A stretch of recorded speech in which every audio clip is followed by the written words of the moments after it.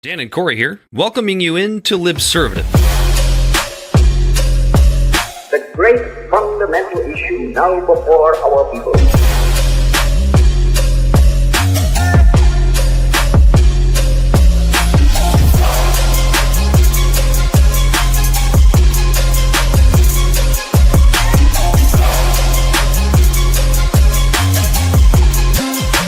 We, the people, cannot turn back.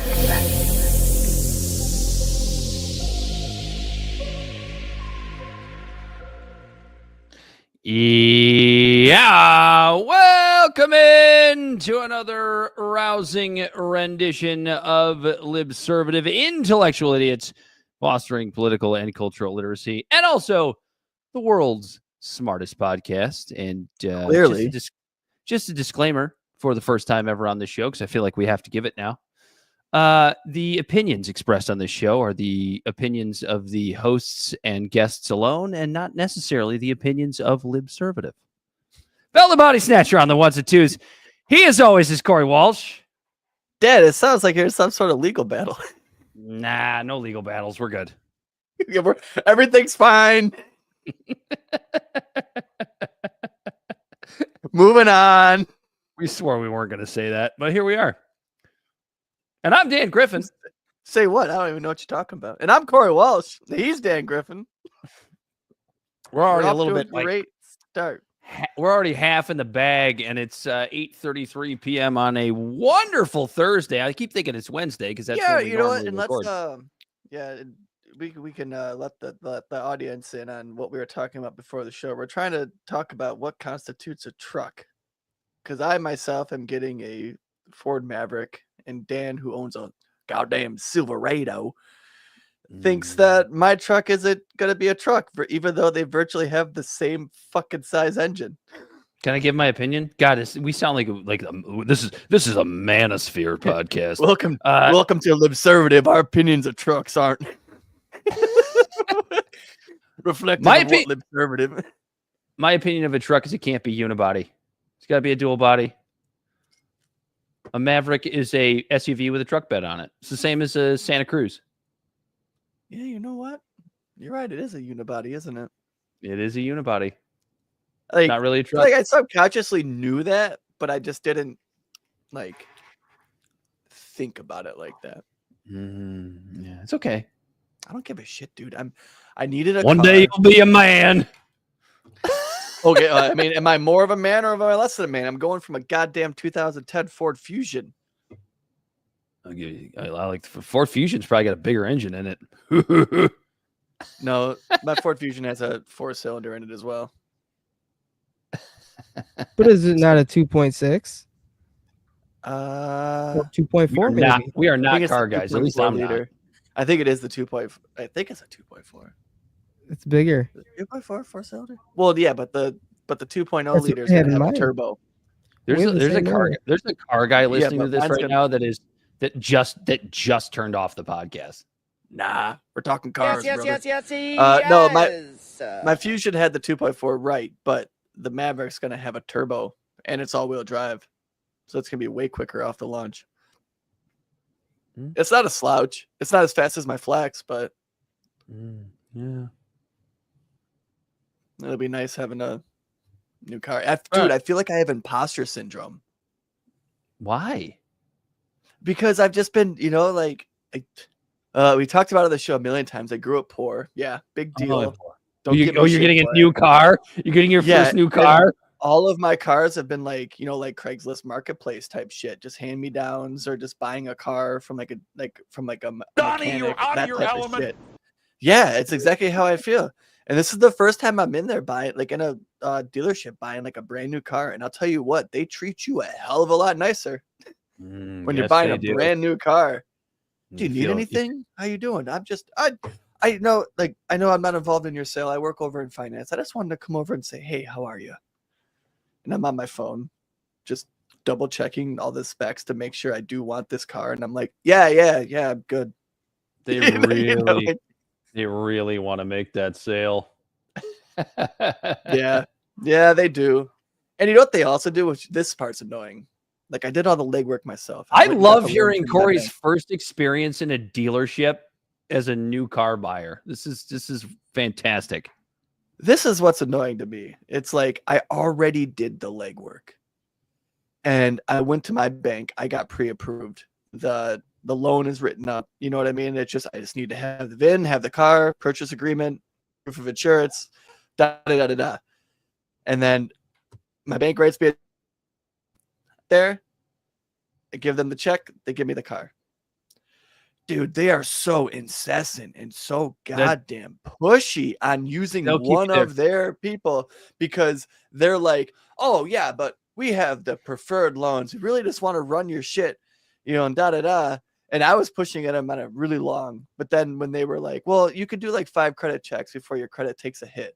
And I looked it up and I'm like, all right, I guess they're kind of right. I was like, whatever, just fucking run it. But if they don't offer me the same pretty decent interest that my bank's offering me, like then it's like you guys just wasted your time. Like my bank is literally on the way to you because they get kickbacks. That's what I mean. I get it. I know, but that's why it's frustrating me because they act like I'm wet behind the ears. Like I know that. So shit. I've made that a similar mistake to what you did, right? Because like you just kind of want to get your car and it's kind of like whatever you got to do, you're just gonna do it, right? All you have to do is say, I'm going to leave and go to another dealership. The minute you say that, which you don't want to do that, right? Because because it's a 2024 model. There ain't shit around here other than this one. So well, not to mention this is like, and that's the thing. And when I finally got there, dude, I hit like I've spent like that's the thing too, right? It's like I actually did my research. I know what I wanted, and I went around. I went to different dealerships, looked at cars, talked to people. I was looking for like a used one, but like used Mavericks right now, 2022s are like 25 grand. And it's like, why am I going to buy a car for 25 grand and have 40,000 miles on it when I can just spend a couple grand more? I get a fucking brand new one. So like that used stuff was already out the window, but I was going to a bunch of different dealerships and like everyone, it's so funny, right? Cause I've never dealt with this before. So it's all new to me, but like, you at 35 years old, you always hear everyone talking about all the shit about the dealerships and stuff, right? So it's like every single person should have life alert.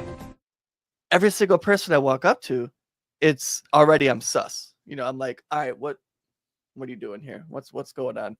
And like a hobo. No, I go in there. I look good. What are you talking about? I look fucking good. They're like, wow, this guy would look homeless if he didn't trim his beard. Right, and more or less. So that was just for the viewers. That was just for the viewers. That wasn't for the listeners. But no, can you like shut up?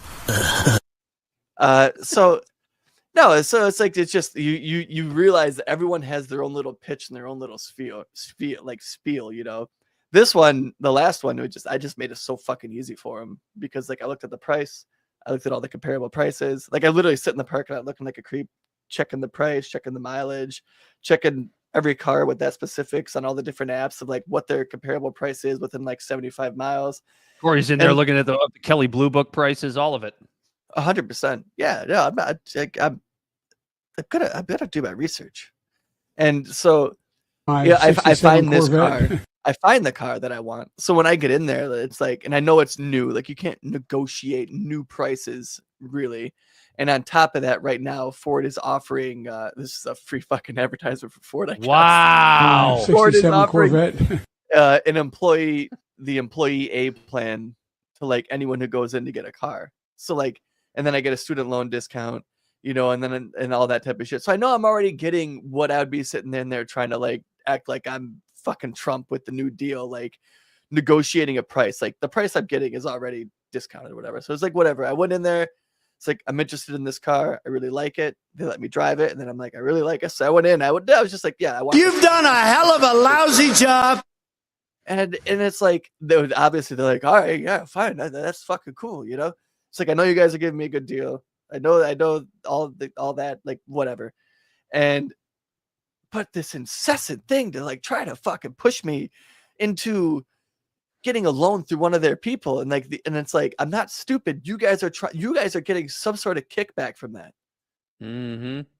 You know, and it finally came to the point. It finally came to the point where in my email I said, if my credit's not going to take a hit, and you guys want to do all that work, I don't give a fuck. That's fine. If you guys will kind of basically leave me alone about this, but if it's not substantially lower than what my guy over here, who was also doing the legwork, who I had a personal interaction with, I've had, for years, I've been at the same bank for a long time. If you're not offering me something substantially lower than what he is, then you could do all that work and waste your time. I'm still going through him.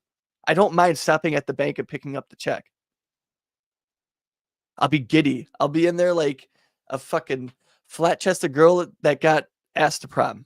Everything's computer. You know what I mean? Like, That's Cory when he got into the car. it was, dude. It's a big touchscreen. But it's just like that's the only thing I really caved on with it. It's just like, oh, fine, whatever. Just run it. I don't give a shit. You want to sell me the car? You want to sell me the car? Do you want to sell me the car? Sometimes it seems like they don't want to sell you the car. Right. Like that's kind of what, like, yeah, it's like, dude, just stop. I'm doing the work for you. I'm bringing you the money. I'm actually paying less. You've already sold the car. Like, is the financing that important to you? Is it really that important? You know to what's also funny too? Like the way like finance shenanigans work, right? Like I wanted, because I know that I'm gonna overpay on the payment anyways. I wanted the payment as low as possible in case there's a month where I gotta like pull in the reins if some sort of crazy shit comes up. We have white privilege. I want the 84-month loan, not the 72-month loan.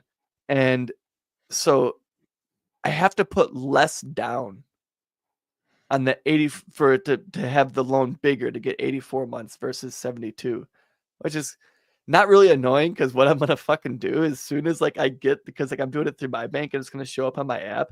As soon as I make my first payment, I'm just gonna take the money that like I fucking would have put in the down payment anyways and just dump it on it. And then like it's all principal. And then as soon as my credit jumps up another 30 or 40%, just refinance and even get an even lower fucking interest and just keep overpaying. This is Cory this is 12 minutes of Cory just teaching poor people how to buy a car. That's actually useful information. Yeah, I mean, I think everything I'm saying is actually very pertinent information. This is my first experience with it. That's good. I'm happy that you're there. I'm not happy that you moving on up. Shows us as Bell said pre-show a wiener car, but here we are. Yeah, you got to move up. Thinking about, like I said, I was thinking about getting a vanity plate that says like tough guy or like big truck. How about that? Just big truck, big dick. It's a Maverick, and just my license plate says tough boy. That's got to be taken already. What big tough boy? Oh man, it's the unofficial strong boy. It's the unofficial first day of spring for me, Cory. I can smell the magnolias. I can smell the egg salad sandwich farts. The pimento cheese. See, Dad, this is where you lost me. I'm already I'm not in that tax bracket yet. And you're not in the Masters tax bracket yet. You know how you get tickets to the Masters? It's a lottery. You win a game of rock, paper, scissors. Yeah. Oh, so I was kind of not wrong. Kind of right. Yeah, it's a lottery. You get tickets to the Masters through a lottery. You got to buy them still, but they're not any more than they're actually pretty affordable, which is why they do it in a lottery. And then you eat the cheap pimento cheese sandwiches. Like $1,000? No, they're not even that much. Like in the $200-$300 range. Do you get your money back if you don't get the lottery? No, you don't have to pay unless you win the lottery. You win the lottery and then you get to buy the tickets. So you just enter a lottery for free. So do it, Cory. And then if you win and don't want to go, I'll take your tickets. I'll sell them to you. I'll buy your tickets. Oh man. No, I would go. I would go. And I would dress up. I'd wear the funny pants. I would dress. I would play the part and then just probably get obliterated and have a great time. I would probably have a fucking blast at the Masters. Did you know that it is such a pretentious white person event that like the announcers of the event, and it's one of my favorite sporting events. I fucking love it. I was watching it all day today, but it's that the announcers can't say certain words. Like it's like a weird fucking old conservative event. Oh, like dog or y'all, like maybe not even y'all. No. It's not even that. Homie over here. You have to refer to the people in the galleries as patrons. You cannot call them fans because fan means to be a high class event. Fanatical. Like there's like weird shit you can't say if you're an announcer at the Masters. That's why Jim Nantz keeps doing it, because he's the most pretentious fuck who for some reason likes burnt toast. That's true. Look it up. Jim Nantz likes burnt toast. Okay, I don't Google know why it. that's. I don't know why that's. I don't know why. Why? I don't even know who Jim Nantz is. Jim Nantz. Fucking white people.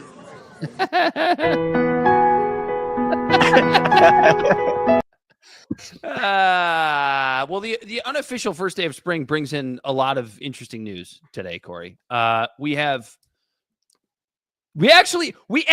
have heard from Kamala Harris. We have Kamala Harris news, or at least something from her campaign through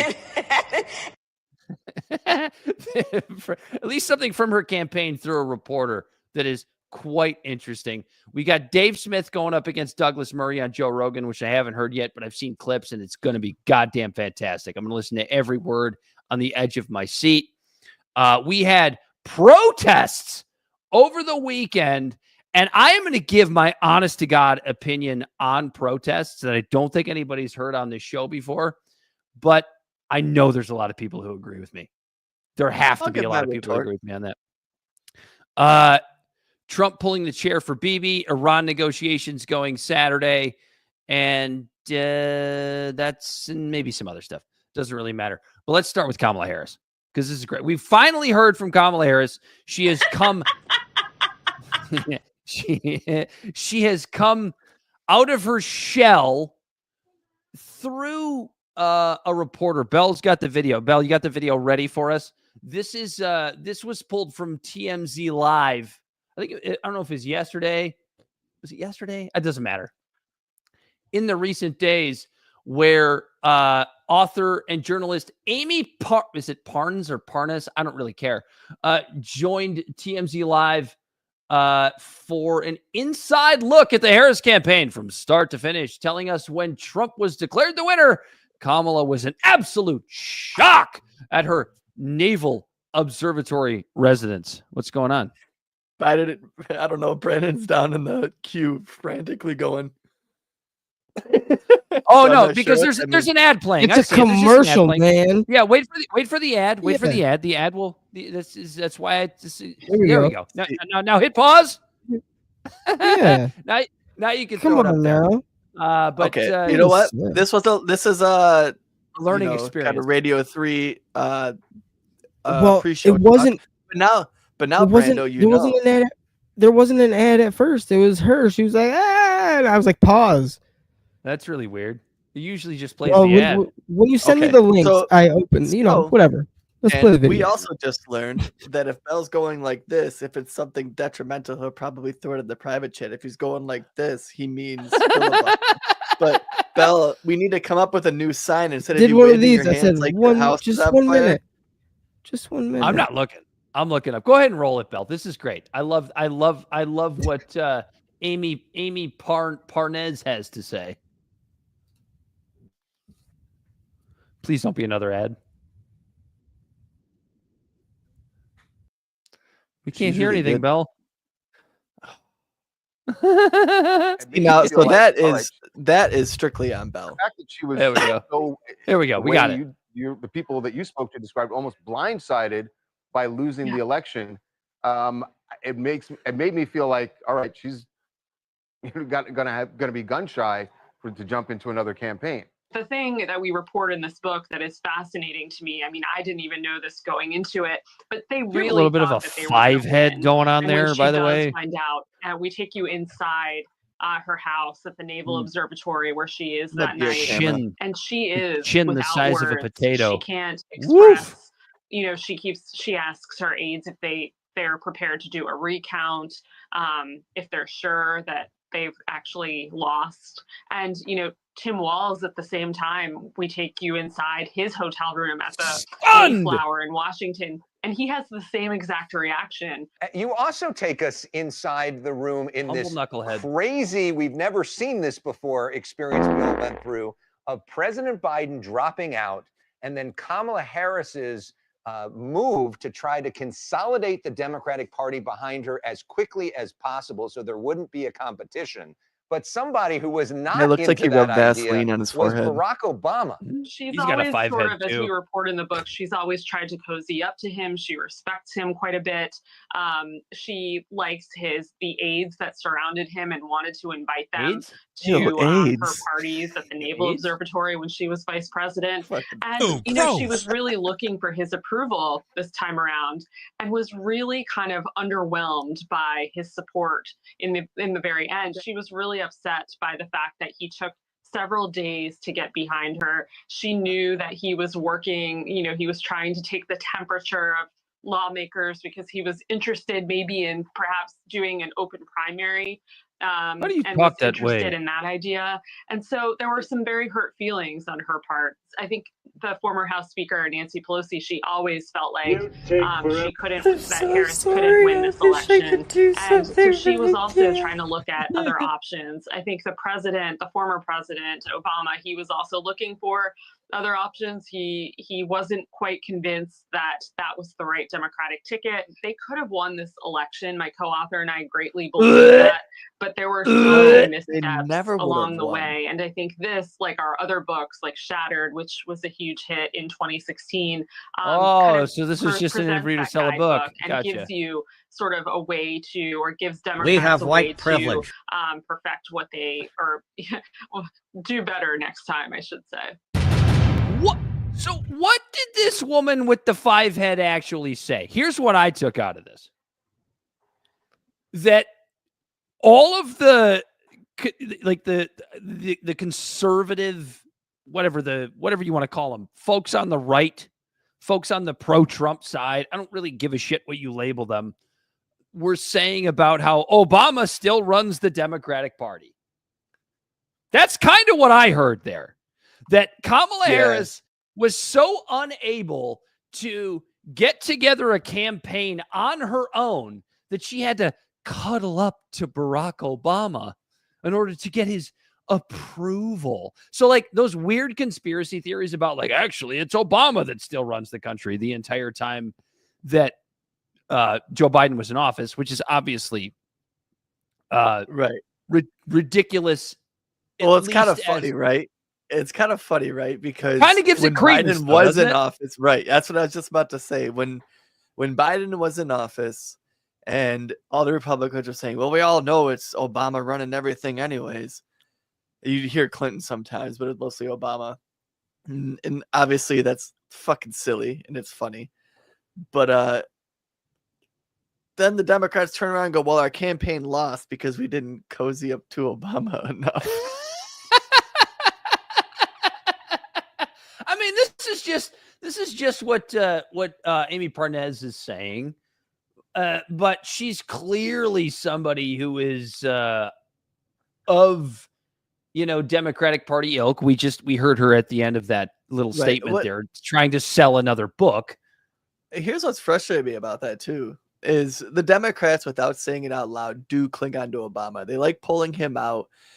They pull him out when they're in trouble. Just like when Budweiser pulls out the fucking Clydesdales when they're in trouble. Remember? The Clydesdales were on TV all of a sudden when the whole Bud Light thing happened with Dylan Mulvaney. And or when the Democrats... I was just going to say, this is a non sequitur, but just when Bell pulls out when he puts his dick in Crazy. God damn it. He's just tilting his head looking at me. Yeah, he's like, what the fuck, dude? He's not even on the screen. Anyways. He can't even defend himself. They pull out, well, no, because he's not on the screen. They pull out Obama to shore up the fucking like elitist, like intellectual, rich vote, and then they pull out Bernie for like the working class vote.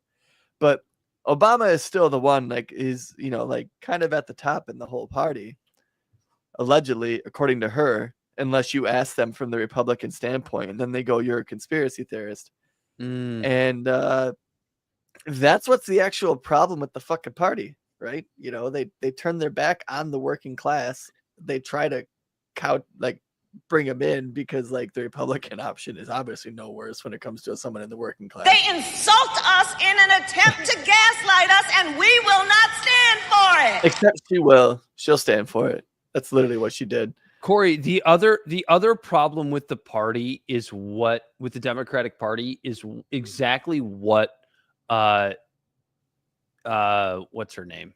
The lady said at the Amy Parnes doesn't matter. Said at the very beginning,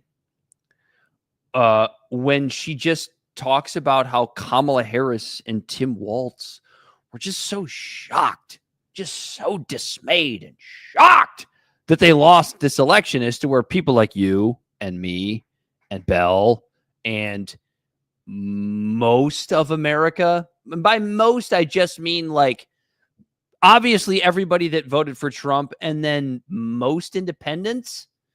So that is still a majority of Americans. Nobody was surprised by that loss. Nobody was surprised. You put in a person that never won a vote, at least not on the presidential level. Sure, she was a senator. She did win some votes at some point in her career. I get that. She never won a vote. And you just throw her in there because she's a woman, because she's black. And so many people are, and it doesn't matter whether you're white, black, woman, man, otherwise, there is just a huge contingency of Americans that go, what do you offer me other than your fucking gender and your skin color? What do you offer me other than that? And Trump, whether or not he comes through on his campaign promises, like, right, hindsight's always 2020. We talked last week about the good of Trump and then now the bad of Trump, which we will get to later in the show. That's for sure. No, but what did he do? He offered the American people something. Whether or not he followed through on it at the time is absolutely irrelevant. What he ultimately was, he was more successful at being a populist than Kamala Harris was. Yeah, and he's a phony populist. I get it. It's the reason I didn't vote for him. It's he's too much of a populist, I think. Not a phony populist. I think he's a little bit of a phony populist. Yeah, I mean, look what he's doing. He's, pushing chairs in for Bibi Netanyahu. He's starting the final war, possibly, of the General Wesley Clark 8 Nations in 11 years or whatever it was. Like, dude, the funniest thing to me right now about Bibi Netanyahu in recent news is when all this tariff shit was happening, and he comes out and he's like, America, like, let me see if I could do like a decent Netanyahu, because it, like, whenever I try to do it, I sound like Bernie, but he's like, well, they're both Jewish, so it's close.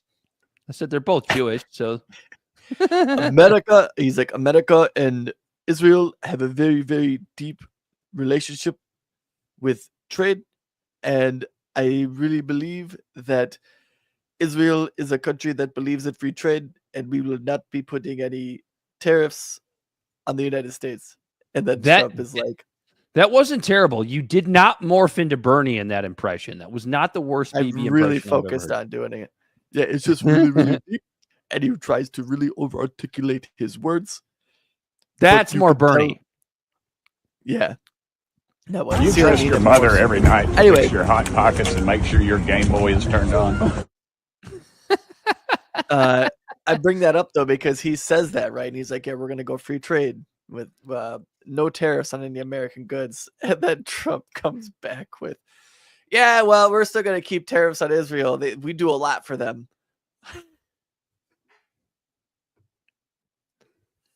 I just thought that was just... Oh, you missed that? Well, we do a lot. Well, BB doesn't care about the tariffs. He doesn't care No, as long as he gets as long as he gets his war. We'll get into that a little bit later on in the show. Actually, no, fuck it. We can move on to that topic. I might have to have Bell adjust his videos around a little bit, but we can roll right into that. Trump pulling the chair for Bibi Netanyahu, which he did, by the way. And we have Iran negotiations that are supposed to take place this coming Saturday. Maybe some of you are listening to it afterwards. That's fine. We're going to talk about it anyway. So Netanyahu earlier this week was calling for a quote unquote full Libyan model when it comes to, it seemed like he was talking about both Iran and Yemen. But either way, how did Libya work out? Anybody remember how that worked out? You had a guy in Gaddafi that was an absolutely a dictator. Nobody questions that. He also ended up with his asshole inside out in the middle of the street, and Libya became a failed state. So it's kind of this thing of that's pretty factually correct. Yeah, the asshole inside out. I don't want to see that. Yeah, Bell, don't pull that up. Come on, man. No, Bell's just going to throw up a picture of a prolapsed butthole from Bonnie Blue. Can't do that. We're on YouTube. You trust your mother every night to fix your hot pockets and make sure your Game Boy is turned on.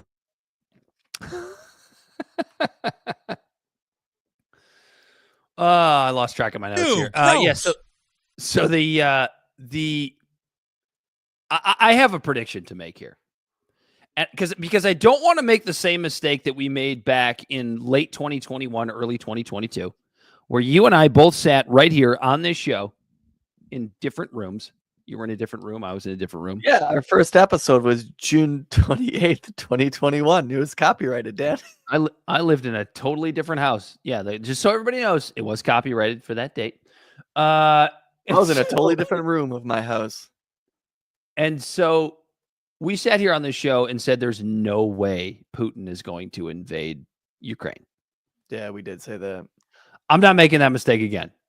My prediction is we are absolutely going to war with Iran. That's my prediction. I still don't think so. You're wrong. Well, I mean, we don't know. I hope you're right. I hope you're right. But I do too.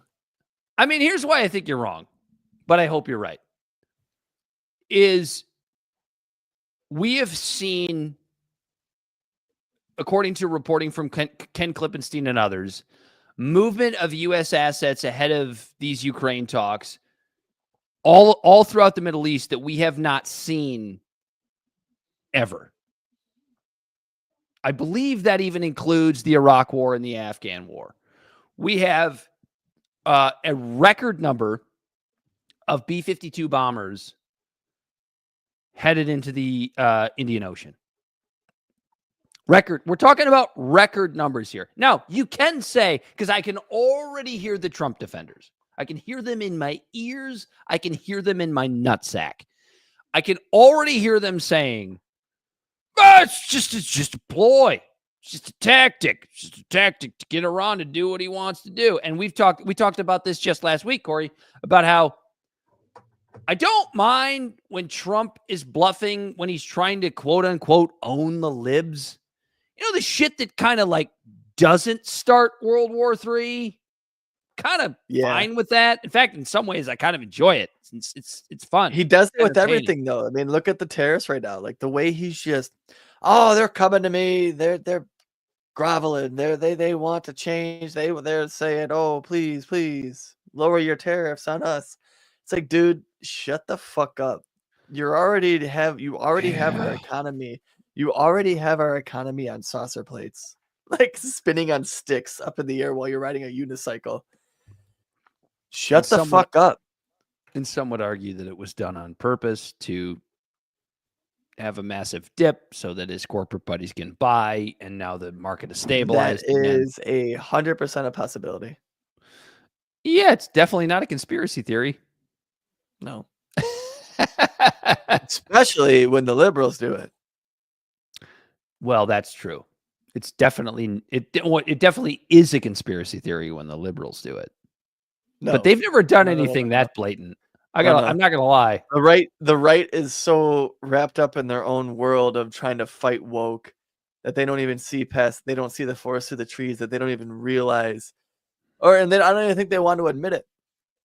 Because they're also so firmly like believing of this same bullshit. But like, there's murmurs online about like the presidential election with Trump was stolen. Like, people are talking about that and like they're serious about it, and no one on the right is even biting at it because they still truly believe it too, I guess. Like, and I forget where I was going with that, but there was a reason why I connected the two. We'll let the people figure it out.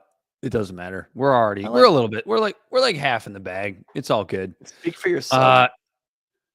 So so the reason I think we're going to war with Iran is the movement of U.S. assets, the movement of B-52 bombers, the erratic nature of Donald Trump when it comes to his foreign policy. And I don't care how ardent of a Trump supporter you are, he is really fucking terrible on foreign policy. And something that I've noticed is that a lot of MAGA, while they kind of get it domestically and economically, and I can relate to them a little bit on that level, I think you can too, Cory.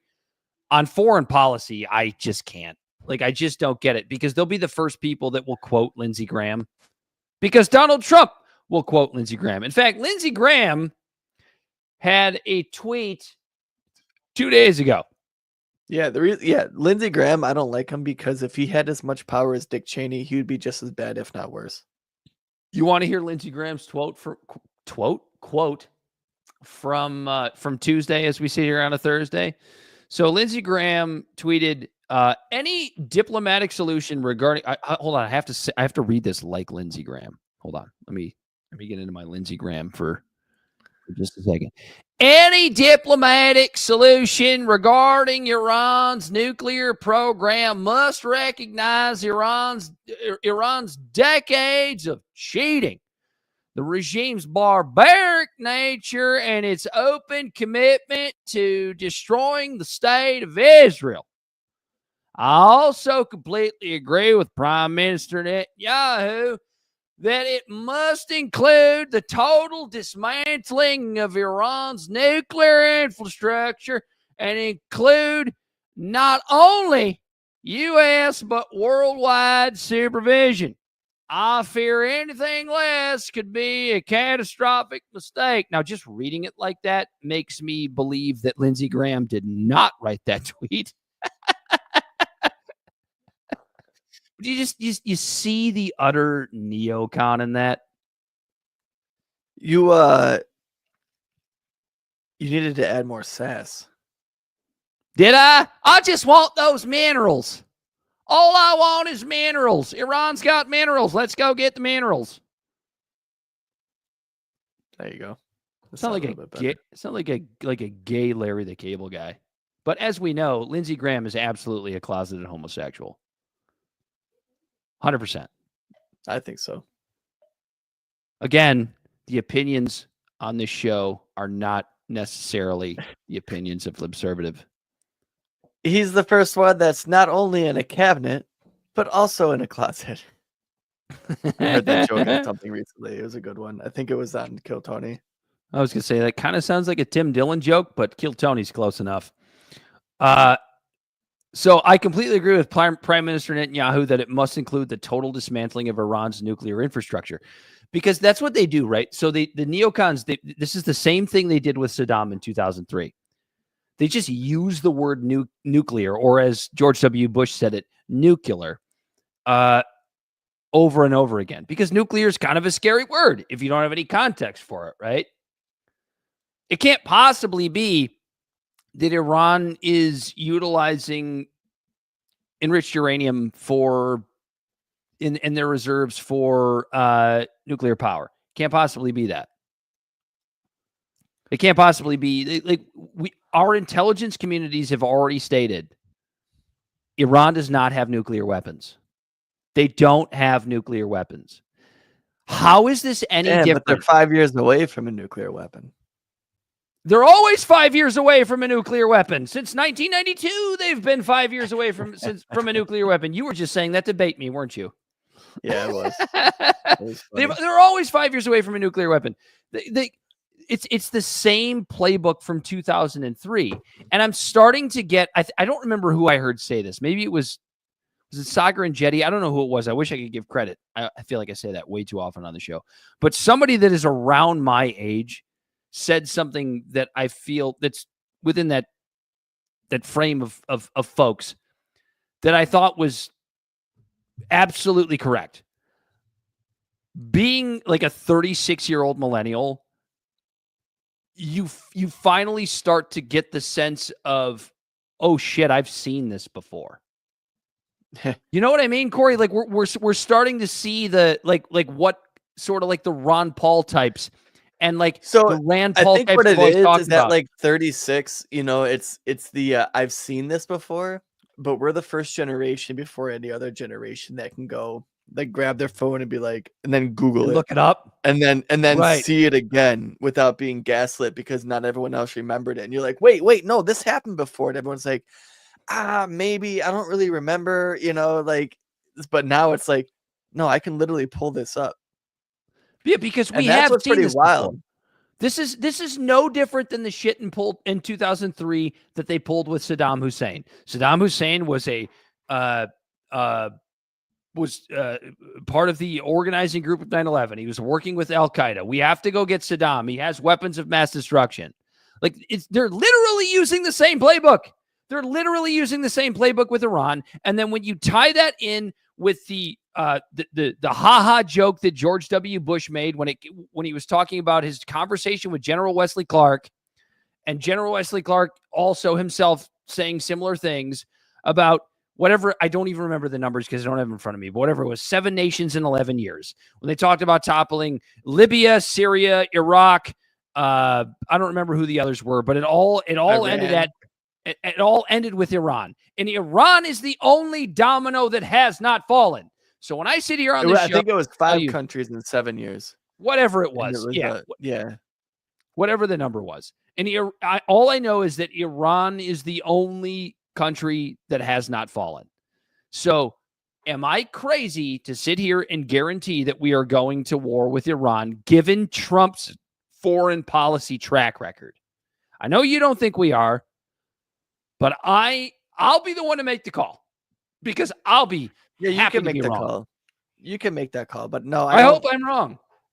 Like whether you're for or against Trump's policy that he has right now, getting involved in a war just doesn't seem to fit with it. You know what I mean? Like he wants like all the shit that he's doing with why is he bombing Yemen? Because that type of shit America just always has been doing. We've always just been bombing countries, but an official war is a whole lot different. I don't think he'll put boots on the ground is what I'm saying. I don't think he needs to put boots on the ground to constitute a war with Iran. Like if you directly strike Tehran, good luck. I mean, yeah, because then that does go to war, but I don't think that'll happen. He didn't even in his first administration, he waited until like the big guy, like the big general from Iran wasn't in Soleimani. Iran. Yeah, Soleimani. He waited until he was out of Iran to do it. You understand what I'm saying? Like, yeah, like because we were wrong, because we were 100% wrong. We were on this show saying that like, there's no way Russia's gonna invade Ukraine. You're like, any smart general knows you need a 3-to-1 ratio when you're on the offensive side. He's only got 100,000 troops. Ukraine's been bolstering up for the last 8 years because ever since the Maidan coup when they took over Crimea, like everything made sense as why he wouldn't. And the reason why he got his ass handed to him in that first like 8 months is because he did everything that didn't make sense. But here he is a little bit later in a war. So but we were wrong on that one. But I don't want to overcorrect and just immediately assume we're going to Iran. I mean, I could be wrong because also it doesn't make sense. But the Ukraine-Russia war didn't make sense. We're logical human beings. I will tell you that we're logical human beings dealing with illogical geopolitics. So yeah, you're right. It could happen. I will be happy to be wrong about this, but based on historical context, based on Trump's terrible foreign policy, based on the General Wesley Clark conversations with George W. Bush in the 5 nations in 7 years or whatever, and Iran being the last one to fall, everything points to we're going to figure out a way to go to war with Iran. And then maybe not. Well, hold on. There's one more thing to put on top of that. The fact that we are clearly AIPAC and Assad's bitch. The fact that Bibi Netanyahu is playing chess while Trump is playing checkers when it comes to foreign policy. The fact that Trump is pulling out the chair for Bibi Netanyahu. That's just another thing to add on to it. No, and that's fair. I'm like, based on historical context, right?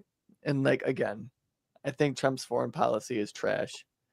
But at the end of the day, no matter how much he's blustering, how much he's talking shit, how annoying he's being, and how sometimes it's like, well, like exactly like you're saying right now, we might be going to war with Iran because that's how Trump is. We have 4 years of historical context with Biden. 2 wars started. We have 8 years of historical context with Obama. There was at least Syria. Did Libya happen? Libya happened under Obama. Under Obama, remember Hillary Clinton was Secretary of State. We came, we saw, he died. Bush was Afghanistan and Iraq. But under Trump, no new wars have been started. And now at this point, we have 4.5 years. Yeah, but we also didn't have the offensives that we had that we've had in Yemen. So here's where Yemen ties into this. I think best case scenario is that instead of directly sucking dudes, you too says Israel doesn't want war with Iran. Come on, no, Israel does. Absolutely, Israel does absolutely want war. They want us to do it. Got a Mossad agent here? No, I don't think they're a Mossad agent. He said Bibi is bolstered by obliterating Gaza. I don't know. Well, no, that's just he goes. It would be suicide if they did. Come on now. And it's like, no, you're right. But that's I kind of agree with that. Pressure, yeah, but that's why they're trying to pressure America into doing it. Yeah, like look 100%. At us. We're shooting rockets in the what is it, the Red Sea. What sea is that? What sea is that over there that they're on? Not the Red Sea. It's the that would be the Gulf of Oman. Yeah. You're talking about the Yemenis. Like, yeah, no, I'm talking about where. So right now, I'm talking about like the strait. What's the strait? The Suez Strait, the Suez Canal. It's the Suez Canal. Yeah, I always forget the name of it. But that one, we're hitting the Houthis.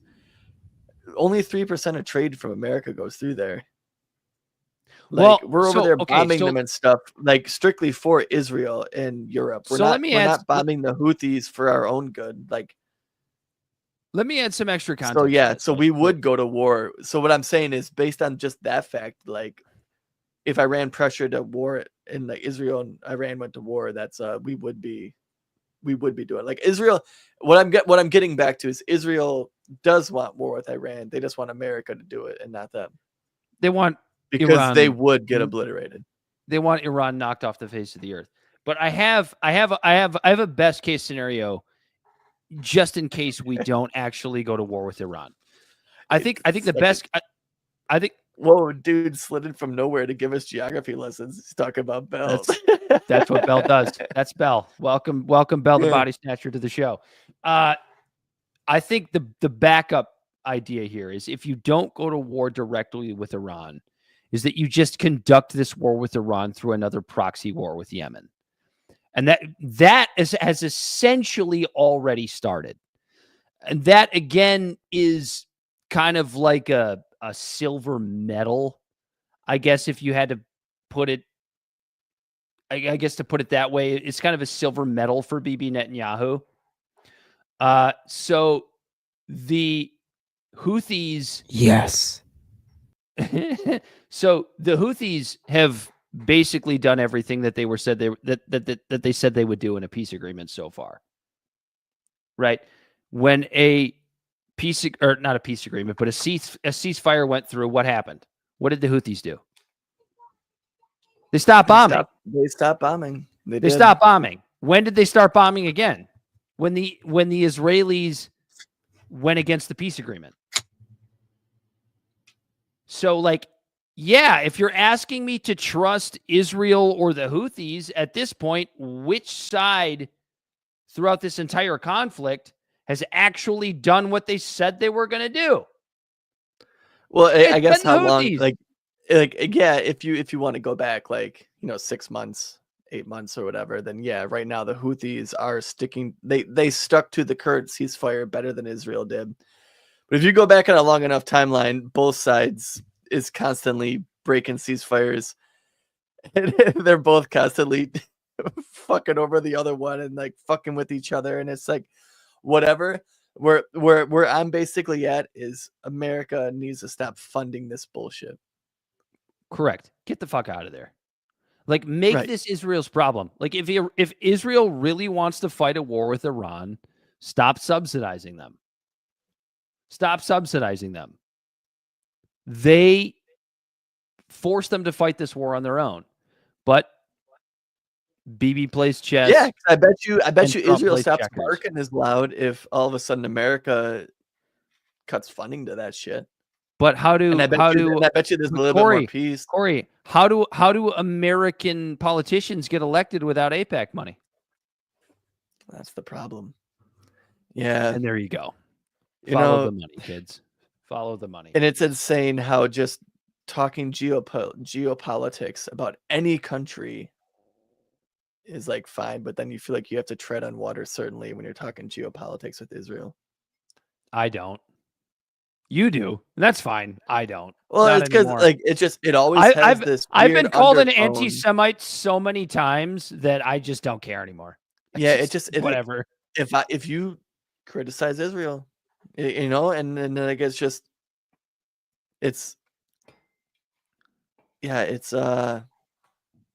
it's pretty wild. And I don't think, and like as personally, like I don't think Jews run the world, right? I don't think that shit, but it's like you keep seeing shit that's given people who think that fucking fodder.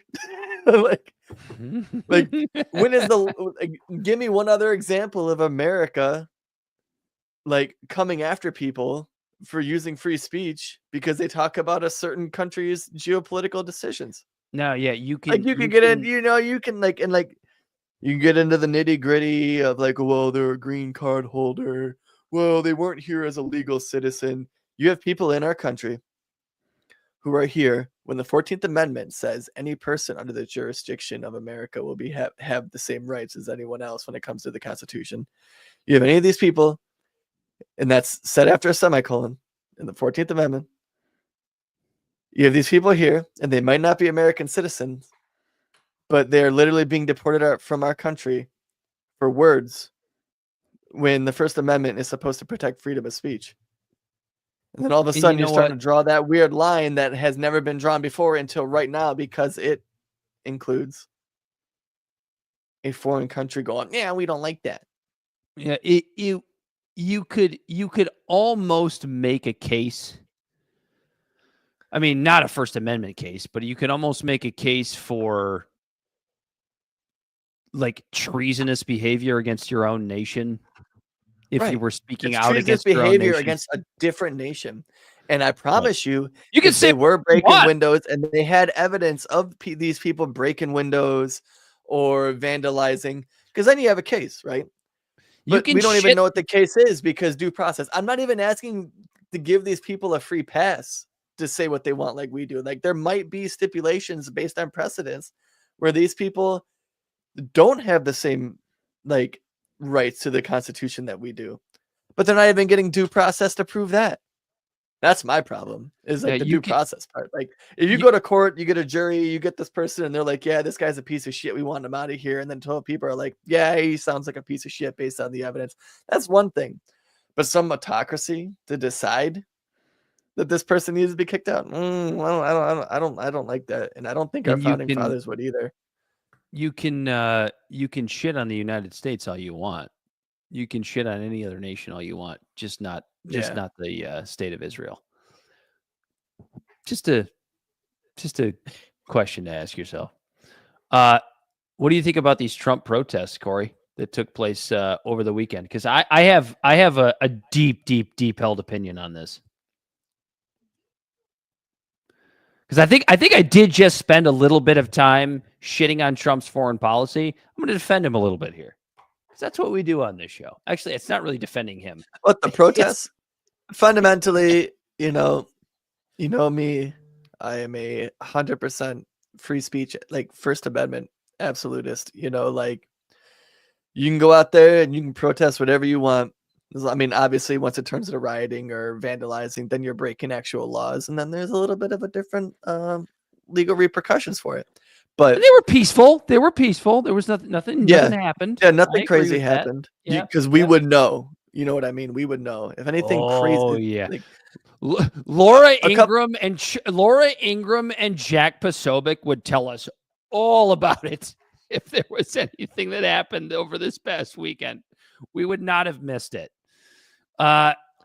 So we had the hands off. But I don't exactly know what. Like, I don't know, the hands-off protest was just, like I said, 100% to him, do your thing. But it's just, as someone who was kind of on the outside of this one, because you know me, I've actually participated in protests and stuff. But as someone on the outside of this one, it was kind of, they just made this huge ass fucking umbrella. So everyone was just out there in unison airing their grievances. And it was just like, okay, that's cool. What exactly was this protest for? Cory, that's the proper question to ask. Because here's my opinion. This is kind of how I feel about all protests. I think protesters are idiots, and I reject protests on principle because they haven't protested the things that actually matter in over 60 years. And yeah, I was going to say, because I was about to bring up a timeline, because there was a point where the protests were effective. You know what I mean? You get a bunch of veterans out there who are all fucked up from Agent Orange and the Vietnam War, and they're all protesting in unison to stop the war. That one had some weight. You get people with Cory. Birmingham. Sucking Dude says rejecting protest on principle is crazy. I didn't say I rejected protest on principle. I reject protests on principle. Yeah, but I think that's what's that fallacy? Fallacy of like relevancy or something like that. Like, because the protests we're seeing recently, like, yeah, some of them are just like, you guys lost the plot. I get that, but like the protests, like for example, just the Birmingham shit, like those were big deals. You look at the protests. What was the? There's a HBO documentary about it, Harlan County. Like, there's protests that have legitimately like made a difference. Look at the Stonewall riots. I mean, I guess they were riots, they weren't protests, but Martin Luther King says that whole spiel about violence. That's is the whole thing. The like, unheard, why do I dislike protests?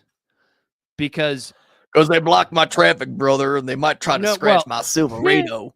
Yeah, well, that's the old man in me that might say that. But no, like protests now, like protests over almost the last 60 years, they have been so utterly hollow, corporatized, and fake.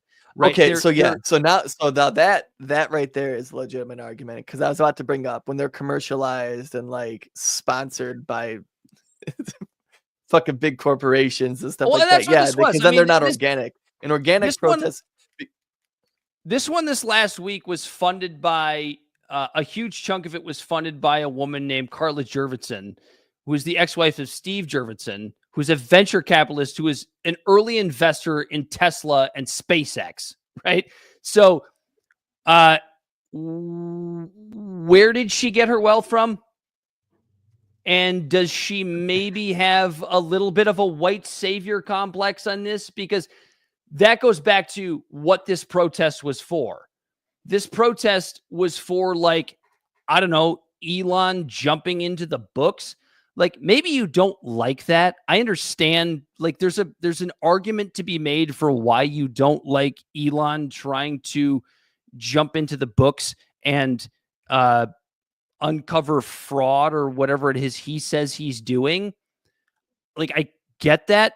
But at the same time, you have what we just talked about in the last topic, right? You have a president of the United States, right? We've talked about this with regards to Trump for so long. The reasons people get online and go on fucking CNN and go on MSNBC, and the reasons they sit there and they talk about why they hate Trump are always the wrong reasons to hate Trump. The right reason to hate Trump is the fact that he's sitting here with a possible World War III around the corner. How much did they talk about that? How much did they protest that during the hands-off protests? No, it was about the geopolitical politics. It was about keep your hands off of my Social Security. And then you ask somebody at one of these protests, well, why do you have an issue with cuts to Social Security? And they go, well, then poor people don't have health insurance. And then you might ask them a question like, well, shouldn't we ask why poor people can't afford health insurance? Oh, yeah, of course. Sure, we can ask that question. And then you ask them, okay, well, why do you think poor people can't afford health insurance? And they have no fucking answer. Like, these are the people that are at these protests. That is why I reject these protests. So, sucking dudes brought up a thing too. He said, like, because I mentioned organic, and you're talking about the unorganic protests, right? The ones that are like corporate sponsored and stuff. And he said a lot are organic and then hijacked. And I'll bring up the like from my personal experience, like the example between an organic one. That's fair enough. I have no retort to that. That's fair enough. Right. And so I'll bring up to that. So when the BLM protests were happening, and I saw an extension of the government, an arm or the muscle of the government, kill somebody who wasn't tried through due process in our system, in our court of laws, George Floyd, murdered in the street by someone who was given authority to based on an arbitrary thing of a badge over a $20 counterfeit bill, and there was no due process for him, and he was murdered. And then getting away with it at the time. I personally honestly disagree with qualified immunity. I agree with the police unions, how they protect the bad cops. Immunity? So I went out there. Word. I said immunity. Oh, did I? Immunity. Qualified immunity. Immunity. Qualified immunity. And leave me alone. I'm on a roll. And so I went out there to protest the government's overreach. Didn't know she was black. Who are supposed to be free. And I went to a protest down at, like, we live in Metro Detroit. I went to a protest in the city of Detroit, and it was put on by a guy who wasn't affiliated with Black Lives Matter, but he had a small local like organization to help, you know, like the Black community and being against oppression by police and things like that in our city. And I went to his protest, and he was on our local news, NPR medias and stuff. And people were kind of like, this guy from NPR, WDET 101.9 in Detroit, was giving him shit, saying people in the neighborhood are saying you're stepping on toes because you're the one running these protests and not allowing Black Lives Matter to run these protests. And that's fair. He was like, no, I'm here because I've been in this fight for a long time and I care about the oppression of the police. He was against the way the government system was set up. And guess what? Those protests, there ended up being lawsuits at the end that got overturned by the Supreme Court. They were organized. They were good, like smooth. And there was no rioting and smashing of buildings and stuff in the city of Detroit versus almost every other city. I gotta dig a little deeper. And when we had him on an episode on our show, And even when you ask him, he's like, well, I wouldn't have personally cared if the big corporate companies got their windows smashed. He goes, it's just that would have diluted the message of what we were trying to do.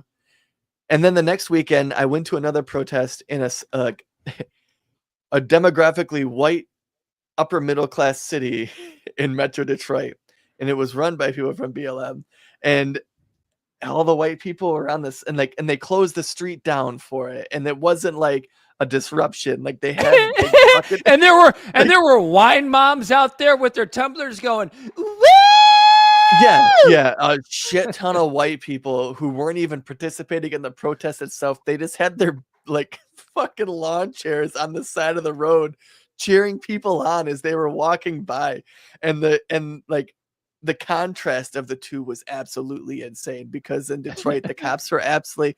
So when you're a part of a protest and your protest gets too long, what cops like to do is, like, if there's a gap, they'll pull in and then divert one group to another. And then all of a sudden it's not an organized thing, and that it's like an unorganized mob in the city. And then they get like the justification to try to rein people in and stuff. So like in an organized protest that's organic, you have runners up and down going, tighten up. They're trying to block us in. You have all that kind of shit. In my city, it wasn't like that. Like, it was just like, well, the whole road is closed for them, you know, and then the cops were out there giving thumbs up and stuff like that, dude. And it felt so plastic and it felt so fucking fake. So much of that happens. And that what kind I of, have, so the feelings I have about the hands-off protests is more of the wine mom, lily white suburbanite protest, not the organic protest down in the city. And that's why I said, like, it's not protesting that I have a problem with. It's just every protest that makes the news, if you will, is the one you're talking about. The white guilt BLM protest, the corporatized protest. And like, honestly, it's kind of a brilliant move by whatever you want to call it, the powers that be, the oligarchs, to figure out how to control these protests. It's why, like, when we talk about like the BLM movement, we've talked about this many times on this show, like Black Lives Matter as a statement is obviously a good movement. The problem that happens is when the grift comes in, and the grift always comes in when it comes to protests. So how do you find a way now to take them seriously? How do you find a way now to take protests seriously after what we saw? Is like BLM is like the number one example of just being taken over by some goofy grift where, you know, some chick in California gets to buy 8 houses and then goes bankrupt. Because that's so what happened. BLM is weird because it was decentralized, but it wasn't. And it started off with a hashtag, and there was like the people who could organize, they obviously did it for nefarious reasons. That's why it's the biggest example of them. And then there was a bunch of smaller groups who were a little bit too disorganized. And then you had people who were like claiming to be Antifa getting involved, and right. And then people with money take over and dilute the message. Yeah. And that pretty much how it always works. Organic protests are very, very effective. Ones that stick to their message and things like that. The protests that are commercialized, it's almost like it's done intentionally. I don't know. Those protests were dumb, and you were dumb if you took part in them. I'm not changing my opinion. You didn't change my mind.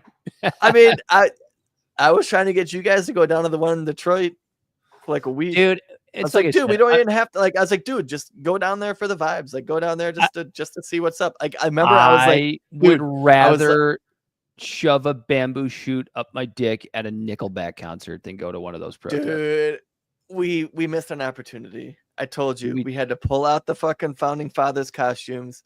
You could have gone. There. I ended up going car shopping, but we literally could have gone down there in the founding fathers costumes, bring a cooler, sit on the sidelines, and just tailgate and drink some beers. And if anyone's willing to talk to us, you know, we could have gotten some content for the podcast. We could have had a ball, dude. We would have been one of the corporatists down there. Really spice it up, bring a couple M80s, see what pops off. We should just gone down there in our underwear, like a jock We strap. could have. Yeah, a yeah, good we time. should have. I would have been like, All right. You're convincing me. Any chance that I get to be in public in a jock strap isn't something I have to take advantage of. If that's all it was, well, shit. You didn't even know. I didn't know she was black. Hey. Yeah, chill out, dude. Come on, Trump. Yes. Oh man, what else we got, Cory? Oh, we got Cory's videos here tonight. We have a new segment. We don't know what we're gonna call it just yet, but Cory. So let me give some context to this new segment, because Cory does this thing where he likes to send Belle and I like 5 TikTok videos in a row. Yeah, And so it's Belle- always on lunch. When I'm on lunch, I sit there and I have my food and I have my phone propped up on my steering wheel, and I can scroll TikTok with one finger and I'm just munching down and I'm like, no. So, Between the two of us, Belle and I might collectively watch 1.5 of these TikToks on average. We want to give Cory a chance because some of them are really, really good. So we figured, let's say fuck it. Let's have Cory pick like 2 to 4 TikToks every week. He'll play them on the show and we will react to them. I don't know if Belle, do you have them ready? He's got them ready. Yeah, I guess let's just go down the list. I don't know. You want to I found these. I liked them. Belle, roll them in whatever order you think is best, as if he'd watched them beforehand. They're usually politically related, but not always. Not we'll always. Have to see. You got him ready? You trying to share the screen? Here we go. Add to stage. Oh, add to stage. Add to stage. There we go. Roll it, Belle. Let's watch this gorgeous woman with her 80s glasses. Let me get this straight. In the perspective of the liberals, you just jail Trump, get rid of MAGA, end the Electoral College, vote blue no matter who, stack the Supreme Court, ban voter ID, and censor free speech. You'll save democracy. Not to mention we're a constitutional republic, but you know. Got it. I thought that one was funny. I wish common sense and logic was a flower grown and everyone. I thought that one was funny because that's literally what like the die-hard Trump supporters are doing right now. Like they are bending over backwards, sounding like fucking Dutch from Red Dead Redemption 2, going, I have a plan. I just need you to have faith.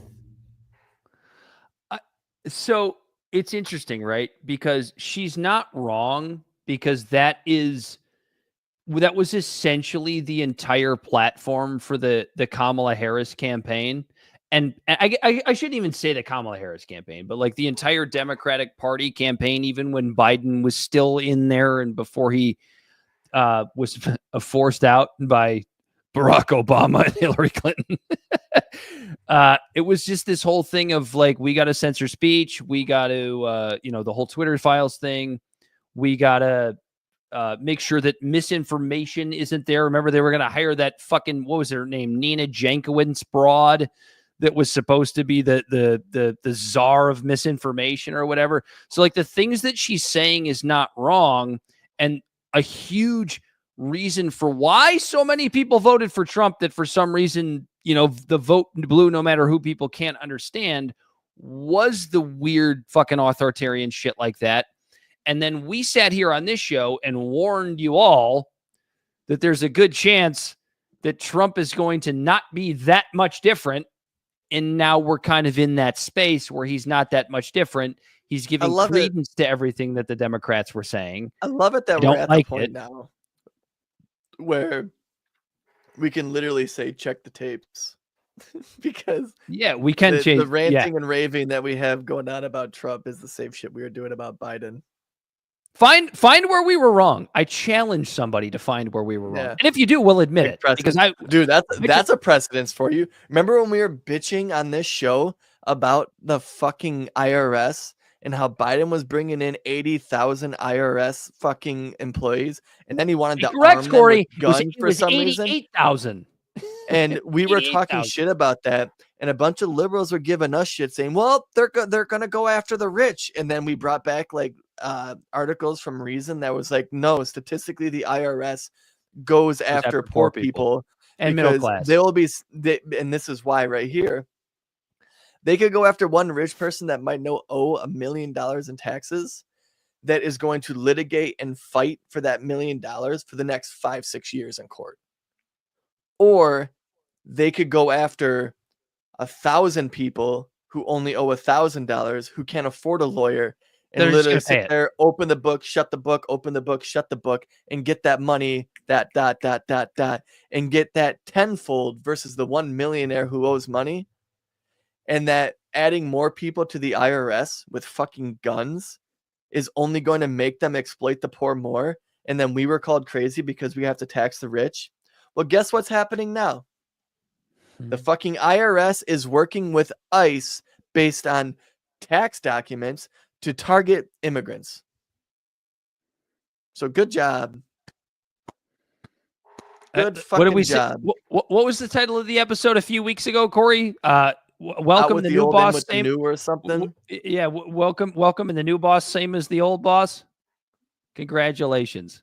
It's just so like yeah. That TikTok, like that woman was right.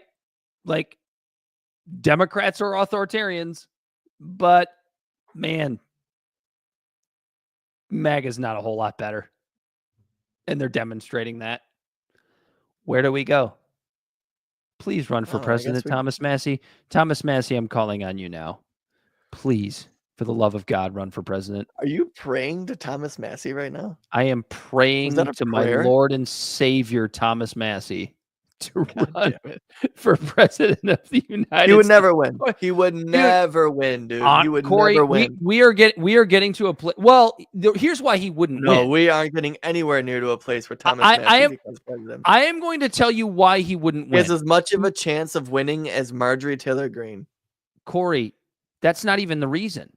The reason he wouldn't win is because every single donor dollar would go against him. Just like Marjorie Taylor Greene. It would just be money, which brings us to a point that we've made on this show multiple times, which is what? We don't live in a democracy. We don't really live in a democratic republic anymore. We live in a cronyist oligopoly. That's what we live in. Accept it. Or don't, and fight it. Did I just tell people to accept the fact that we live in a cronyist oligopoly? That I guess I'm giving up. That's it. Show's over. We're done. Go to the next video. That's how Libservative ends. Not through legal action, but because Dan said everything he wants to say. Which, by the way, is no reflection of Libservative or its entities. Go ahead, Bell. Play the next one. This is the dumbest show on the internet. But we are the world's smartest. That's ridiculous. I just want you to know that's ridiculous. What's ridiculous? I don't know what's ridiculous. Our entities? Oh, yeah, sure. Entities? I'm just using words. Here we go. Belle's going to play the next one. The liberal white people in New York who won't even send their kids to public school. Yeah.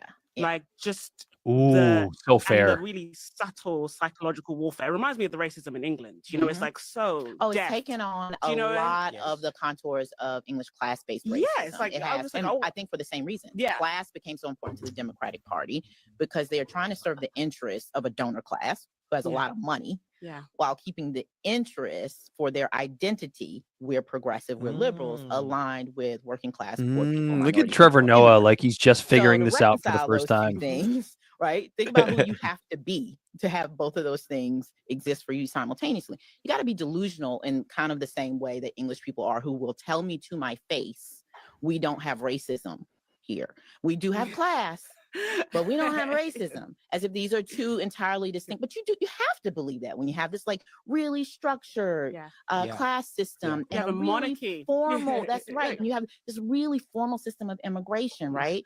And I think the Democrats have oddly kind of a modified version of that for much of the same reasons. Their class politics right now do not align with their race politics. Yeah. And so you get a lot of people who make do with that for the same reason everybody went nuts over their results to the quiz. I mean, you think about who the typical New York Times reader is. Yes. Daily Show employee, perhaps. Oh. And what they realize is that they have accepted a lot of casual racism in policy so that they could keep their class politics. Which is, no, I absolutely think we should have more immigrants. We're a nation of immigrants, but I do need local control over my schools. Yes. Because I bought a house in a neighborhood that depends upon my kids going and being associated with the kids who do the right. That's the Democrats' deal. And one of the things that Donald Trump did really well that they still don't have an answer for, in the way that you and I always experienced it, because we were always the Black people vis-a-vis the Democrats, so we knew it was hypocritical. But for him to point it out and do it so effectively is part of the reason why I think they are spinning out. Yeah, he's done a great job at that. Oh yeah, that's what he's really good at saying to you. Remember when he said, was that one of like, ask Hillary and her friends about the taxes, and where he goes, well, they don't. Why haven't they done it? Shut up, Trevor Noah. They've had the power. They could have done it. They had the presidency. They had the Senate. I don't want to hear you. I want to hear her. They said it's a problem, but they didn't do it. It's so interesting that you point that out, because it was fascinating to see how OkCupid's founders, we're going to have him on the podcast, were able to see in the data that liberal people, proud liberal people, are the most, did not act in according to what they said in terms of their views. We love that data, by the way, as sociologists say, which I'm talking about sometimes. We love the OkCupid data. So that's actually data. Personal lives are the That's only interesting. place left in this culture where we feel safe being racist, classist, elitist, and ableist. Wow. Because we say, what? It's just our preference. I can't help who, gets me going. Yeah. That's biology. This has been my favorite thing, is when they get asked this, people get asked So, this in random forums. I have They'll be some like, agreements cool. with They'll be this like, cool, and white some disagreements with this. Cool. And then someone, because things are so cool, someone will say to them, "Yo, have you ever dated a Black woman?" And the person will be like, "Yeah, I just don't think they had any at my school." I'm sure. And I love how they do the thinking thing, like you wouldn't know. People, you don't need to know. If you ask someone, "Have you dated someone?" You don't be like, "Am I?" My response would just be, "Not from lack of trying."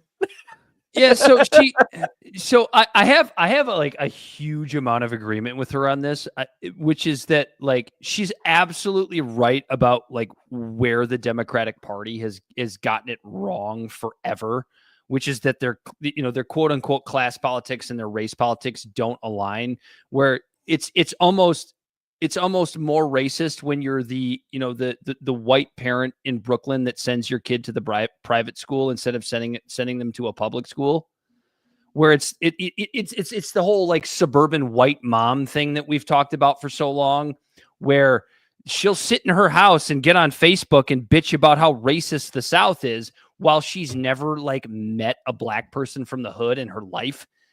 Like she's never actually spent 2 minutes in the neighborhoods of Detroit or Harlem or the South Side of Chicago or wherever it is, but she has to show the whole world wherever they hang out. Yeah, wherever they hang out, she has to show the whole world how good she is. But like, I can't send my kids to the school with those. She'll say the poor kids, but we all know what she means, right? Like, it's this phony. Like, that's the phoniness of the Democratic Party that everybody recognizes now. They'll throw somebody like Kamala Harris on a ticket because she's a woman of color, right? To say, look at how great we are. We're electing a woman of color. Doesn't matter what the merits are. Doesn't matter how good she would be as a president. It just matters what her characteristics are. But at the same time, I don't want my kids going to school with the Black kids in the public school, because that's a dirty place. I think that's kind of the point she was making. It's not anything to do with the kids that are there. It's just the way it's ran. Yeah. Yeah. But she also didn't get the concept. I don't think she completely understood the concept of what like genuine leftists consider class war, right? Like she still had this idea that, you know, we have to separate race from class. It felt like in that video, where actual real leftists that we have respect for, that we might not necessarily agree with, but we at least respect them because they're principled, are the people that recognize that basing things on class versus race helps everybody, including the poor black kids in Harlem, in Detroit, in the South Side of Chicago. Yeah, it also would help the poor white kids in Appalachia too. And when you realize that when you get together via class, even as somebody like Mark said, like the class is what matters. Doesn't matter what the skin color is. It doesn't matter what the race is. That's not my opinion. I don't even necessarily think it's your opinion, but it's certainly a more principled argument. No, I mean that's kind of where I'm at. Like it's, you know, like any person of any color, minority, creed, culture, whatever. It's like, no, I don't know. I just see you as an individual. I see you as a person. I don't give a shit. Oh, I don't see color. No, and it's not even about I don't. We're see not even color. allowed to. We're not even allowed. I'm allowed to acknowledge your culture and the differences between you and I. Someone who lives here now that I work with from Bangladesh, I'm sure lives a very different lifestyle than I do. I really don't know what he said at And the that's end of that fine. sentence. I don't think he knows what he said either. You and I are in the same fucking tax bracket. You and I are both being fucked by the like elitists. Let's not subdivide our already group that's on the back foot by the color of our skin. Like we're both getting fucked. It's as simple as that to me. And I don't know, maybe it is because I'm white and I blend in. We have white privilege. We have white privilege. We absolutely do. You got one more for us there, Bell? We can call it. I got a piss so bad. Liberty Twitch goes, it's racist to compare your situation to the truly fucked situation of people of color. How dare you? And we you know, have and white like privilege. It could be true, it could be couldn't, it could be not. But I'll tell you Rand what, Paul coming up. I like Rand. Growing up pretty poor, the only white privilege I had compared to someone in minority is I just blended in. Which side are you on? Which side are you on? That's as much as it's, and I think that still has merit. That's as much white privilege as I'll admit that I had personally. Like when I don't get no trust fund when my parents pass. Like I'll owe money. I don't get no. Like I'm not gonna get some windfall. Like there's no wealth fucking growth for me. Go ahead and roll it, Bell. Go ahead and roll the final video. We got Rand Paul speaking. I am a Republican. I am a supporter of Donald Trump, but this is a bipartisan problem. Ooh, I don't care if the president is a Republican or a Democrat. I don't want to live under emergency rule. I don't want to live where my representatives cannot speak for me and have a check and balance on power. One person can make a mistake. And guess what? Tariffs are a terrible mistake. They don't work. They will lead to higher prices. They are a tax, and they have historically been bad for our economy. But even if this were something that was magic and it was going to be a pot of gold at the end of the rainbow, I wouldn't want to live under emergency rule. I would want to live in a constitutional republic where there are checks and balances against the excesses of both sides, right or left. It's interesting because he's talking about tariffs there, which we should probably add some context here. We are aware that Trump has rolled back the tariffs for 90 days. Yeah, that first video that I was shared, like he did them and then he didn't, and then he kind of admitted that people got scared, so I stopped. When it's like it's like, dude, just shut the fuck up. Everything, even without speaking about tariffs, everything that Rand Paul said there is that's just an absolutely nonpartisan, principled stance. So, a realization that I've come to in the last 10 years of my, I guess, political and cultural journey is this: your principles are so much more important than your morals. Now, why is that? Your morals are personal. Like what is moral to you, Cory, might be different than what is moral to me. What is moral to our listeners individually or collectively might be different than mine. But when we share, but principles are communal, right? You're for free speech or you're not. You're for democracy, democratic republicanism, or you're not. And when you get stuck in a place where you're putting your morals before your principles, that's when you get busted becoming an obvious fucking hypocrite. And that is what I respect about a guy like Rand Paul in that statement. That's what I respect about Thomas Massie. And that's what I don't respect about just about everybody fucking else in Congress. We can disagree on our morals all day long. Like you can think that you're right. You know what? Because an important, an example, I guess, to use on morals versus principles. A principle would be the government should not have a say in what I do to my body. If you're very, very principled in that, then that goes for both vaccines or an abortion. Abortions. Yeah.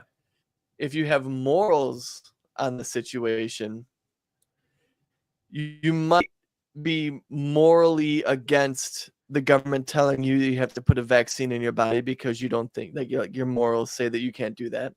But your morals might also tell you that the government can tell you whether or not you can have an abortion. And guess what? That's fine. Like those morals are okay, but you have to put your principles. And I think this is what you're getting at, Cory. I think you're agreeing with me. I'm not trying to be combative. Yeah, I am. You have to put your principles ahead of your morals. When you start doing that, you start really understanding the world at large. Your I think principles should be objective. Your morals should be subjective. You should still have morals, like for your own personal life. Absolutely. Like, sure. You know, but your principles should supersede your morals. And we can disagree on our morals all day long. And I think that's essentially what Rand Paul was getting at in that video. Gator Nuts, I believe a new listener said, yes, protesting is dumb. Almost as dumb as thinking you can have a decent girlfriend in 2025. Oh, this isn't a Manosphere podcast. We want you to stick around, but it's not a Manosphere. Oh, yeah, don't talk shit. Honestly, so me and Dan, we're not elder millennials, are we? Are we elder millennials being 35? We're about in the middle. The oldest millennials are in their early 40s. I have now been with the same girl since 2012. I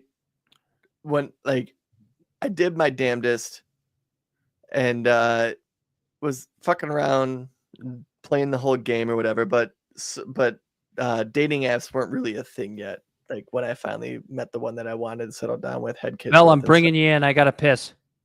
But yeah, like you can't find a decent girlfriend in 2025. I feel like it's possible, buddy. Yeah, I was gonna say, I think you have to go back to the bare minimums. You can't. The dating sites that are set up right now, it's a lose for guys. Well, it's different now. It really is. Like when you look at the stats, yeah. Well, like if you use dating websites, be a different kind of man, dude. It's different. That's all. No, you don't be a fucking weirdo.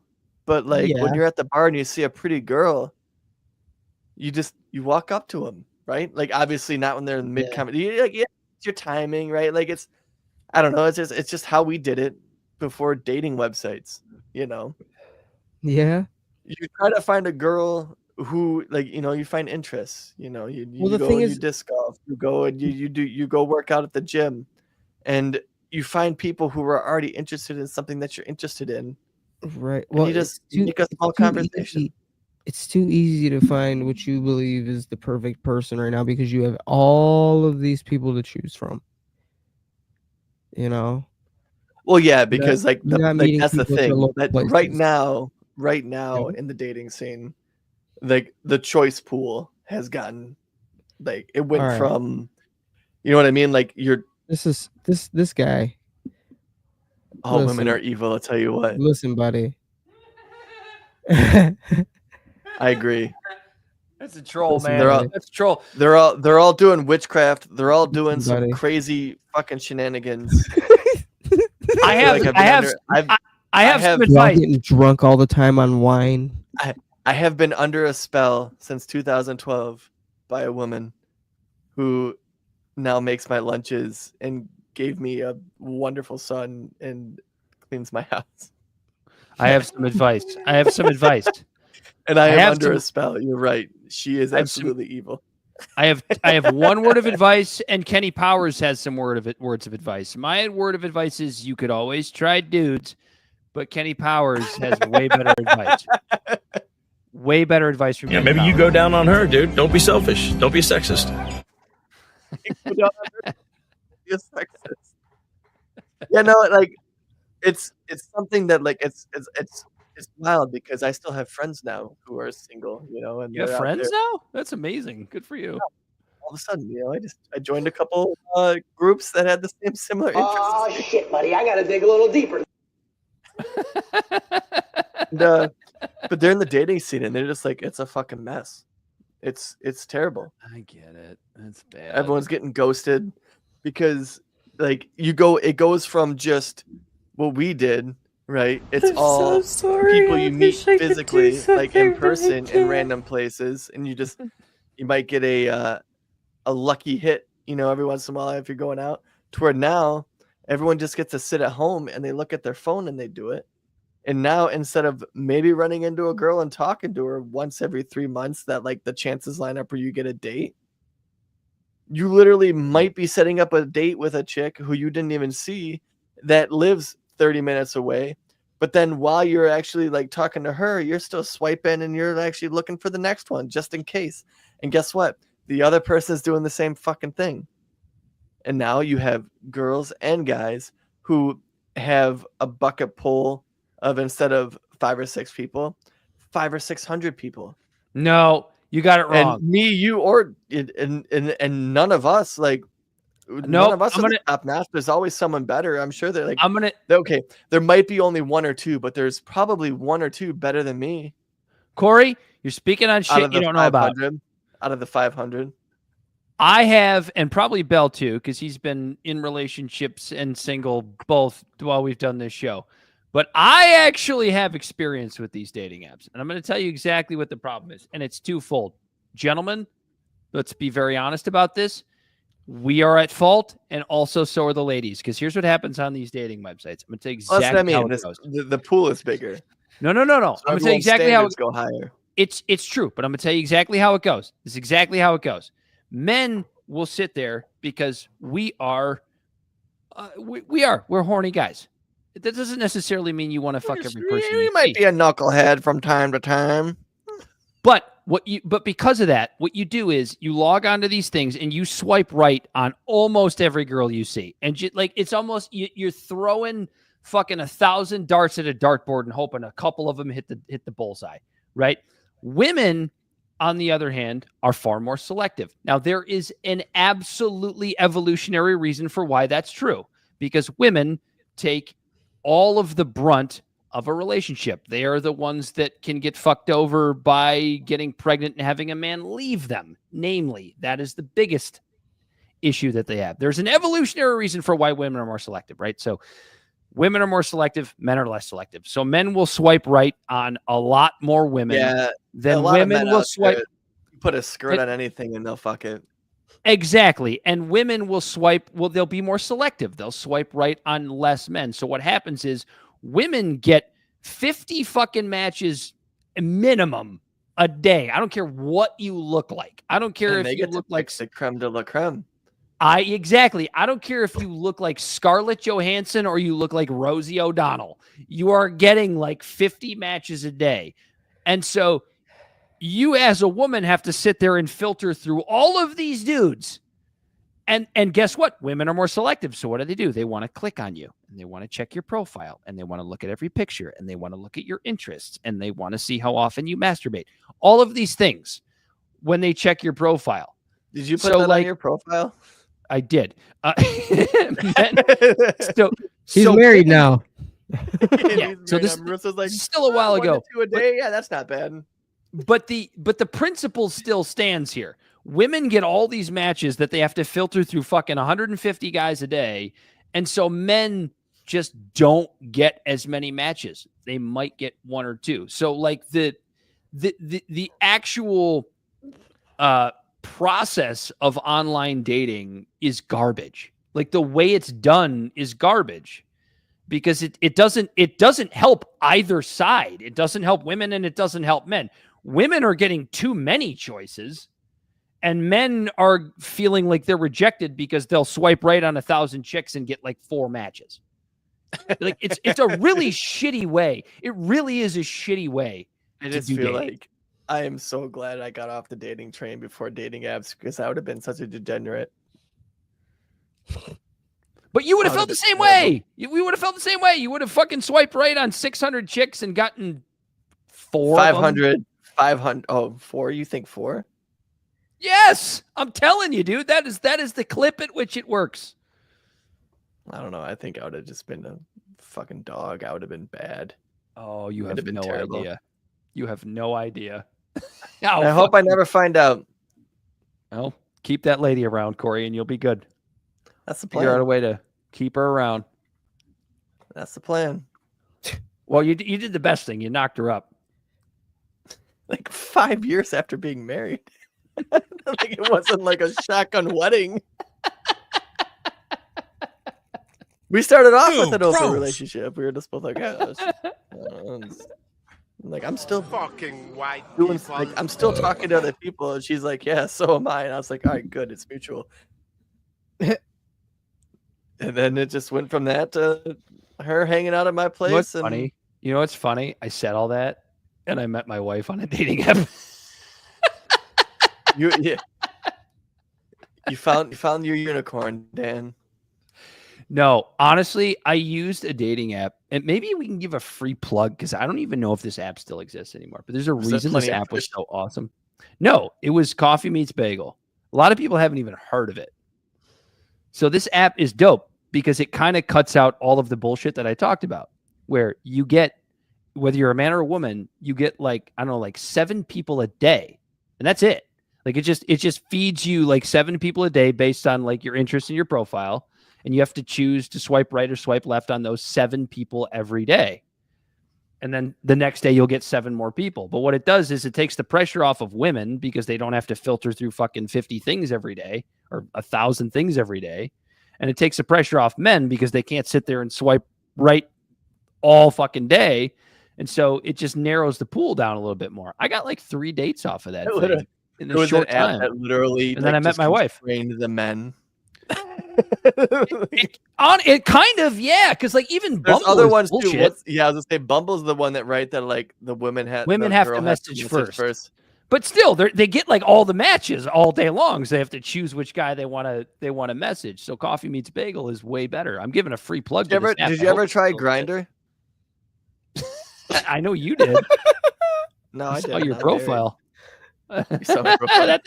Yeah, a lot of married men have a lot of gay sex, Cory. You saw the cowboy hat then? Yeah, maybe you go. Oh shit, buddy! I gotta dig a little deeper. Yeah, maybe you go down on her, dude. Don't be selfish. Don't be sexist. Oh, god damn it! Do we have anything else? Yeah, there's a video or two. All right. I just saw that BB met with podcasters about rising anti-Semitism, but that just seems like something I don't want to talk about right now. Did you play the race politics one, Bell? No, you had one more TikTok in the tube. I had 2. Well, there's that one, and then I added another one at the end, and I said, because why not? Did you? Yeah, that's the one I have in the tube right now. What about the race politics? Did I play the race politics one? Yes. Yeah. Oh. All right, that was the one with Trevor Noah. Oh, I thought that. Yeah, you might be right. You missed an entire. Wow. I don't know where. No, Cory you're is. right. I just roll the next one, Bell. Oh yeah, it's this one. I thought it was a different one. $4.5 million to detransition the transgender mice. Well, we might have to keep that one, Elon. Yeah, it's good. Yeah, we'll keep that one. $45 for Mitch McConnell to buy an expensive eighth. Why does he need that? What's wrong with the 30 bag? Yeah, it's like 30 bucks, great. It's fine. $37 million to find out what This guy nails the citizens of impressions. Burkina Faso would do for a Klondike bar. I mean, it's totally ridiculous. $1.5 million for nipple transplants on male ostriches. That's ridiculous. I mean, it's a shame. We could have used those ostriches to build a Neuralink-powered cybernetic army. So, it's a fantastic idea, Elon, which is why right now I will pledge to the American people that we will build a Neuralink-powered cybernetic army of ostriches with nipples. We'll do both. We'll have the nipples too. And we'll invade Iran with the nipple ostriches. We'll do it. I don't even have any commentary on that one. Yeah, that was my because why not? Yeah, fair enough. That was just if you didn't see it, you would have thought it was actually literally Donald Trump and Elon Musk. were those the Saturday Night Live guys? Is that what that was from? I don't know. No, that was just some random guy. Oh, on TikTok.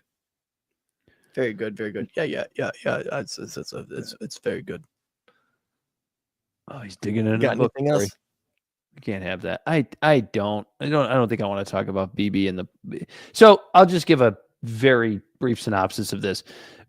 Tim Pool put out a video where he was talking about how he was brought in as a group of influencers, and Tim Pool, most people would consider on the right. I think I've said I'm not the biggest fan of Tim Pool. I don't hate him. Don't really like him either, but mostly because of his personality. He's just not. I don't know. I don't get it. But they were all brought in to discuss trying to fight anti-Semitism.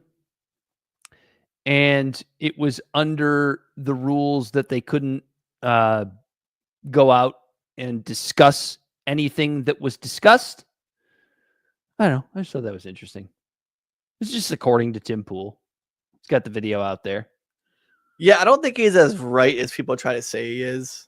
I don't think he is either. He leans right, but I don't think he's as right as people try to paint him. He's decently principled. I just don't like his principle. I never, ever took him seriously ever since I saw the video of the guy trying to take his hat and him freaking out. The guy, no, he did take his hat. Yeah. And he said, he's like, do you know how dangerous it is if you take my hat? Yeah, because it's actually less dangerous if you take their hat, if you get your hat taken, because nobody recognizes you without a fucking beanie on, you dumbass. You actually look more recognizable with the beanie on. So if you're going to get injured, if somebody's going to harm you, it's probably going to be with the beanie on. Yeah, that fucking video was. Yes, it doesn't make so any funny. sense. He only wears it because he's bald. He's rich enough to get like hair transplants in Turkey now, isn't he? I know people that are like middle class to do that stuff. He's totally bald under that. Totally bald under But then that. it might look like he's sold out. Oh, because he didn't get his hair transplant done in America with a just because he got hair transplants in general. He's all about it. I'm a regular guy. I'm a fun guy. He's not fun. No, he's not fun. He's about as fun as a spiky volleyball. I feel like hanging out with him be similar to hanging out with like Bam Margera, where you're just the butt of all of his jokes and you're just trying to laugh and be like, hey, yeah, this is fun. I'm with you. But he's just being a dick the whole time. I don't know. I feel like Bam Margera would be a lot more fun. At least he gets hammered. Well, sometimes he does. Sometimes he doesn't. Oh, I don't know the way Bam Margera was like pressuring Ryan Dunn to jump off like that waterfall in the fucking plastic barrel. Like watching that as an adult, it's like, holy shit, this guy was an asshole to his friends. You think Bam pressured Ryan Dunn to get in that car that night while he was hammered? I dare you to drive his car. Hey, don't be a bitch. Don't be a bitch. You can drive home. I mean, can you like shut up? I mean, Waylon Jennings outlived Billie Holiday by like 50 years because he wouldn't let Billie Holiday pressure him into getting into that plane with him and Jesse Valen. Billie Holly or Buddy Holly? Buddy Holly. That's the name I meant. That's that guy. That's what you Him meant. too. I know. Yeah, Cory's Every day, it's a little closer, going faster than a roller coaster. Can you like shut up? Tell the people where they can find us. Love like this will surely come my way. Hey, hey, hey. You know what that means, Dan? It's You know Master what that song Speed, man. means? No, you know what that song means? Not that song, but the song I was singing.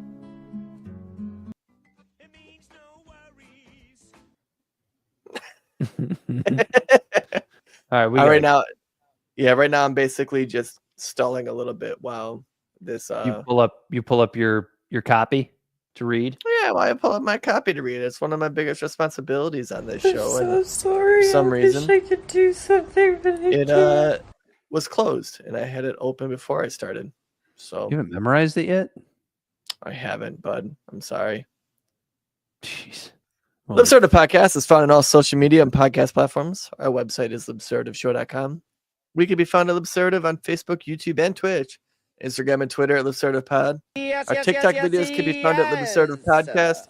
And you can reach out directly at libservativepod@gmail.com. Subscribe today. For now. Bell the Body Snatcher on the ones and twos. He, as always, has been Cory Walsh. He's Dan Griffin. It's been Libservative. And until next time. We have white privilege. And we are out of here.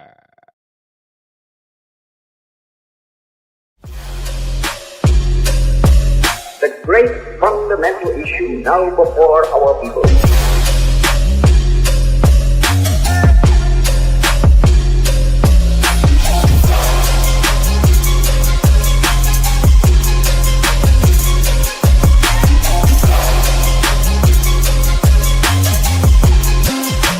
We, the people, cannot turn back.